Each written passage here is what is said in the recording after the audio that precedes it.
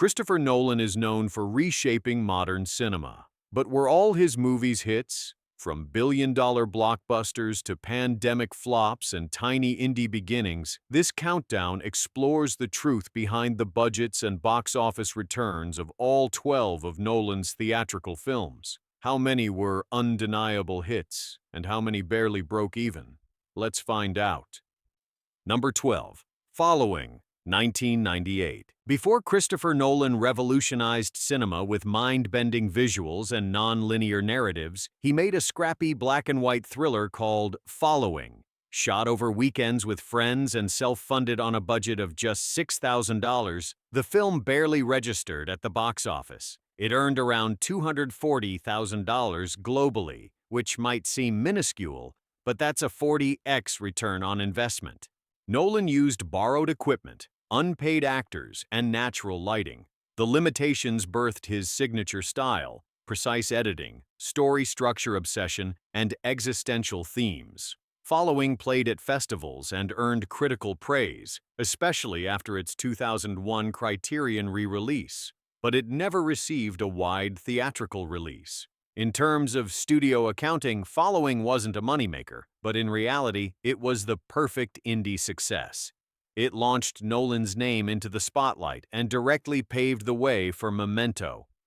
That alone makes it more profitable than many blockbusters. Verdict: indie sleeper success, not a flop. The opposite. Number 11. Memento, 2000. Memento was the film that proved Nolan was a force. Released in 2000 on a modest $9 million budget, the psychological thriller flipped narrative structure on its head. The story, told backwards, demanded active viewing and baffled traditional studios. But critics raved, and word of mouth spread fast. Despite being independently distributed, Memento eventually grossed over $40 million worldwide. It wasn't a massive financial juggernaut, but for an indie noir about a memory-impaired man on a revenge quest, the returns were spectacular. Its marketing was clever, relying on critical acclaim and the audience's thirst for intelligent storytelling. More importantly, Memento established Nolan's reputation for cerebral cinema. It earned Oscar nominations for Best Editing and Best Screenplay, and it caught the attention of Hollywood power players, including Steven Soderbergh and Warner Bros. Executives. In pure profit terms, the movie easily made back its budget multiple times over, but its true value lies in how it unlocked Nolan's future. It was the hinge moment between indie and studio, a cult hit that became a calling card. Verdict: low-budget hit, widely profitable, zero chance of flop. Number 10. Insomnia, 2002. With Insomnia, Christopher Nolan stepped into the world of studio filmmaking, and he didn't miss. Backed by Warner Bros. And featuring heavyweight stars like Al Pacino, Robin Williams, and Hilary Swank, the film had a budget of around $46 million. It went on to gross more than $113 million worldwide, delivering a solid return on investment for a mid-budget thriller. The story, a remake of a Norwegian film, follows a sleep-deprived detective unraveling a murder mystery in an Alaskan town that never sees nightfall. Nolan didn't write this one, but he infused it with his signature psychological depth and icy atmosphere. Critically, the film was well received. It wasn't flashy like his later work, but it proved Nolan could command A-list talent and deliver under studio constraints. It also built trust between Nolan and Warner Bros., a relationship that would lead to the Batman trilogy. While Insomnia didn't blow the doors off the box office, it didn't need to. It quietly tripled its budget and solidified Nolan's standing as a director who could balance artistic tension with commercial viability. Verdict: quiet commercial success, profitable and respected. Number 9. Batman Begins, 2005. Batman Begins marked Nolan's leap into blockbuster territory, and it was a gamble. After the campy failure of Batman and Robin, the franchise was on life support. Nolan, then best known for Memento, took a darker, more grounded approach, and it worked. With a budget of around $150 million, the film grossed over $375 million worldwide. While it didn't hit the billion-dollar mark like later superhero films, Batman Begins revived the Batman brand and redefined what comic book movies could be. Its success wasn't just measured in dollars, it was measured in cultural reset. Nolan brought gravitas, moral ambiguity, and real-world terror into Gotham. Critics praised its tone and performances, especially Christian Bale's brooding take on Bruce Wayne and Cillian Murphy's haunting Scarecrow. Warner Bros. Saw immediate value in continuing the trilogy. Though its marketing budget was substantial, Batman Begins turned a healthy profit and laid the foundation for one of the most successful film trilogies ever. Verdict, a strategic hit, saved the franchise and made money. Number 8. The Prestige, 2006. The Prestige came after Batman Begins, but it wasn't a superhero epic. Instead, Nolan went cerebral again, crafting a twist-filled tale of rival magicians. Made on a relatively lean $40 million budget, the film brought in over $109 million globally, more than doubling its costs and earning long-term cult status. It starred Hugh Jackman, Christian Bale, Scarlett Johansson, and even David Bowie as Nikola Tesla. Critics were divided at first, but audience engagement soared thanks to repeat viewings and word of mouth. Its twist ending and exploration of obsession cemented Nolan's reputation as a master manipulator of narrative. Although it wasn't a box office monster, The Prestige was a financial success.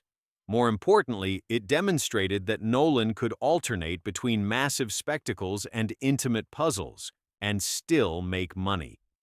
Home video sales and streaming added to its revenue stream over time, and it remains one of Nolan's most dissected films to this day. Verdict: modest theatrical hit with massive long-term return. Number 7. The Dark Knight, 2008. The Dark Knight wasn't just a sequel, it was a cultural earthquake. With a budget of around $185 million, Christopher Nolan's second Batman installment grossed over $1 billion worldwide, becoming one of the most financially successful superhero films in history. But the real story was what the money couldn't measure: the chaos, the acclaim, and the myth of Heath Ledger. Ledger's transformation into the Joker became legend, a performance so chilling and profound it earned a posthumous Oscar. But behind the scenes, the pressure was intense. Nolan pushed IMAX technology to its limits, shooting several sequences with massive 70mm cameras. Marketing costs soared, but anticipation was unstoppable. When the film opened, it shattered box office records, including the highest-grossing opening weekend at the time. Critics praised its dark realism, moral complexity, and operatic scale. Audiences returned in droves. The film didn't just redefine the superhero genre, it changed the way studios approached comic book properties, elevating them to prestige cinema. From a financial standpoint, The Dark Knight was a monumental success, with massive home media sales and merchandise profits that dwarfed initial estimates. It's widely considered the turning point that made Nolan untouchable in the eyes of Hollywood, the moment he became a blockbuster auteur. Verdict: massive box office juggernaut, zero risk of flop. Number 6. Inception, 2010. A heist movie set inside dreams. That was the pitch for Inception, and it sounded like financial suicide on paper. But Christopher Nolan had just delivered The Dark Knight, and Warner Bros. Gave him a blank check. He spent around $160 to $223 million depending on reports, and the result? A mind-bending epic that grossed over $839 million globally. It was an original idea, no IP, no franchise, and it debuted during a summer dominated by sequels. Yet audiences flocked to see it again and again, trying to decipher its spinning top finale. Nolan turned a cerebral concept into a worldwide event. Leonardo DiCaprio's performance grounded the emotional core, while the film's visual effects, Collapsing cities, rotating hotel fights, dream layers, stunned critics and fans alike. Marketing was risky. The trailers leaned on mystery and symbolism, but Nolan's name was now synonymous with intelligent blockbusters. Word of mouth took over, and Inception became the rare film that appealed equally to casual moviegoers and cinephiles. Financially, it was a triumph. It recouped its budget within weeks and made hundreds of millions in profit through global distribution and home media. It also gave Hollywood a new blueprint, the high-concept original blockbuster. Few have matched it since. Verdict: risky original idea turned box office gold. The number 5. The Dark Knight Rises, 2012. How do you follow a billion-dollar phenomenon?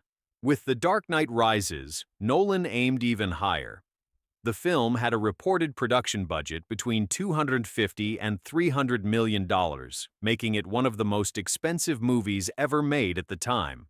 But it paid off. Rises grossed over $1.8 billion globally, matching and slightly outpacing its predecessor. The trilogy's conclusion delivered scale and spectacle, collapsing football fields, skyjackings, and Gotham under siege. Bane, played by Tom Hardy, became an instant icon, even if his muffled voice sparked memes. Though critical reception was slightly more mixed than The Dark Knight, audiences turned out in massive numbers. Production challenges loomed, including the tragic Aurora, Colorado theater shooting during its opening weekend. The box office still soared, but the event cast a dark shadow over its release.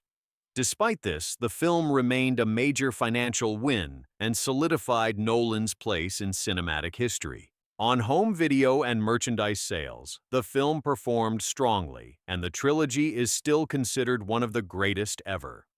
Warner Brothers handed Nolan even more creative freedom after this, a rare feat in studio filmmaking. Verdict: another billion-dollar hit. Trilogy ended with a bang. Number 4. Interstellar, 2014. After finishing his Batman trilogy, Nolan looked to the stars. Interstellar was his most emotional film yet, a blend of theoretical physics, father-daughter bonds, and black hole visuals. The budget? Somewhere between $165 and $212 million. The worldwide box office? Over $700 million, with strong legs internationally, especially in China. The film follows Matthew McConaughey's Cooper as he journeys through a wormhole to find a new home for humanity. Nolan worked closely with physicist Kip Thorne to ensure scientific accuracy, leading to some of the most realistic depictions of time dilation and black holes ever seen on film. In fact, the visual rendering of the black hole Gargantua led to published academic papers. Critically, Interstellar was divisive. Some praised its ambition and emotion, while others found its exposition heavy. But audiences were intrigued. The film became a conversation piece, a meme generator, and a dorm room debate topic all at once. It earned 5 Oscar nominations, winning for Best Visual Effects. It also performed extraordinarily well in IMAX formats, with extended runs in large format theaters. Financially, it turned a healthy profit and continued Nolan's trend of intellectual spectacle that still sold tickets. Verdict: big-budget sci-fi success, not his biggest but solidly profitable. Number 3. Dunkirk, 2017. With Dunkirk, Nolan tackled war cinema, and he did it with near-silent intensity. Using practical effects, minimal dialogue, and interwoven timelines, he told the story of the British evacuation from 3 perspectives: land, sea, and air. With a production budget of around $100 to $150 million, the film grossed over $530 million worldwide. This was a war film unlike any other. Nolan used real ships, vintage planes, and IMAX cameras to place audiences in the chaos. Dialogue was sparse, emotion was raw, and Hans Zimmer's ticking clock score kept viewers on edge. Despite being a non-commercial genre, Dunkirk became a box office phenomenon. Critics hailed it as a masterpiece. It received 8 Oscar nominations and won 3 for editing, sound mixing, and sound editing. Nolan also earned his first Best Director nomination. It was a bold step away from sci-fi and superheroes, and it proved that audiences would still show up for historical, intense, minimalist storytelling. Marketing leaned heavily on spectacle and immersion, and the strategy worked. IMAX and 70mm screenings drove ticket sales higher than expected. Verdict: prestige war film that overperformed. A surprise hit. Number 2. Tenet, 2020. Tenet was supposed to be Nolan's grand return to cerebral blockbusters. With a jaw-dropping budget of $200 million, it became one of the most expensive original films ever made. The concept was audacious, a time-inversion spy thriller that demanded multiple viewings to even begin to understand. It had the trappings of a summer tentpole, but fate had other plans. Tenet was released in the heart of the COVID-19 pandemic, when global theaters were still shuttered or operating at reduced capacity. Nolan insisted on a theatrical release, hoping it would save cinemas. Instead, it became the ultimate box office question mark. Despite some success overseas, particularly in Asia and Europe, the film grossed only around $365 million worldwide, a figure that sounds large until marketing costs and theater closures are factored in. Critics were divided. Some hailed it as a masterpiece of sound and structure. Others found it overly opaque and emotionally cold. The film's mix and dialogue clarity were heavily criticized, and audiences found it hard to follow the plot's inversion mechanics without subtitles or second viewings. Financially, Tenet likely did not recoup its full investment, especially after global marketing and distribution costs. While Warner Bros. Downplayed the loss, internal reports suggested it fell far short of profitability. Still, it was a creative gamble, and Nolan's insistence on theatrical release during a pandemic became a point of industry debate. It strained his relationship with Warner Bros., ultimately prompting his move to Universal for his next project. Verdict: ambitious time-bending thriller, Nolan's biggest box office misfire. Number 1. Oppenheimer, 2023. In the summer of 2023, Christopher Nolan detonated a cinematic bomb, literally and figuratively. Oppenheimer, a 3-hour biopic about the father of the atomic bomb, was never supposed to be a box office juggernaut. But with a reported budget between $100 and $205 million, the film shattered expectations by grossing over $953 million worldwide, making it one of the highest-grossing R-rated films of all time. What made it even more remarkable? It opened the same weekend as Barbie. The resulting Barbenheimer phenomenon turned both films into cultural touchstones, each boosting the other. Audiences in pink flocked to one theater, audiences in black went to the other, and many saw both in the same day. Oppenheimer wasn't just financially successful, it became a prestige juggernaut. The film was shot almost entirely on IMAX and large-format film, with Nolan recreating the Trinity test without CGI. Cillian Murphy's haunting portrayal of J. Robert Oppenheimer earned widespread acclaim, as did the ensemble cast and Ludwig Göransson's eerie score. Nolan's move to Universal, after his fallout with Warner Bros. Over Tenet, paid off spectacularly. The studio gave him full creative control, and he delivered an uncompromising film about politics, guilt, science, and legacy. Audiences showed up in record numbers for a dialogue-heavy drama with existential themes. Its impact wasn't just measured in dollars. Oppenheimer reignited conversations about film as an art form and cemented Nolan's status as one of the last true theatrical auteurs. Verdict: prestige biopic turned surprise billion-dollar success, a creative and commercial triumph. Christopher Nolan has directed 12 theatrical features. 11 were hits, 1 stumbled. From $6,000 indies to billion-dollar blockbusters, his journey is a masterclass in risk and reward. Whether bending time or dissecting history, Nolan proves one thing: if you dream boldly enough, audiences will follow. Which was your favorite? Let us know.